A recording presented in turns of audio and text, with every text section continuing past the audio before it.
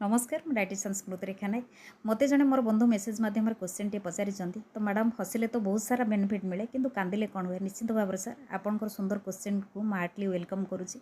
तो प्रथम आम जाना मनीष कौ समय कांदे जो समय कौन इमोशनल जिनस आम देखी था कि माइंड रे आसे से समय आम आखिरे लुह आसे। नंबर 2 रे जिते आम शरीर को कष्ट हुए से समय आम आखिरे लुह आसे। जो समय आम आखिरे लुह आसे से समय आमर सेड हर्मोन सेरोटोनिन नामक गोटे हर्मोन आम शरीर में प्रभाव विस्तार करें जहाद्वारा से लुह गड़ाइबार साहाय्य करें। तापर आम जाना लुहरे कौन अच्छी लुहरे वाटर आउ इलेक्ट्रोलाइटर कंपोजिशन रे लुह तैयारी होता है। को प्रकार इलेक्ट्रोलाइट्स लुहरे थाए सोडियम पोटासियम यूरिया ग्लुकोज ये सब इलेक्ट्रोलाइट आम लुहरे थाए। ये सब मिनेराल्स आम शरीर बहुत सारा भूमिका काम आसी था। सेथिपाई जेतेबेले भी आपण कांदुचंती आपणक शरीर ये सब मिनेराल्स निष्कासित होता है।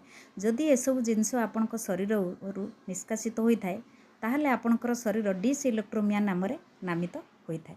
सेथिपाई सबुबले कह जाए हार्टी हार्मोन को आपण इनक्रीज करांतु सेरोटोनिन हार्मोन को आपण स्लो डाउन करांतु। सेथिपाई सबुबले हसिया पई सिना चेष्टा करंतु केबे कांदिया पई चेष्टा करंतुनी। धन्यवाद।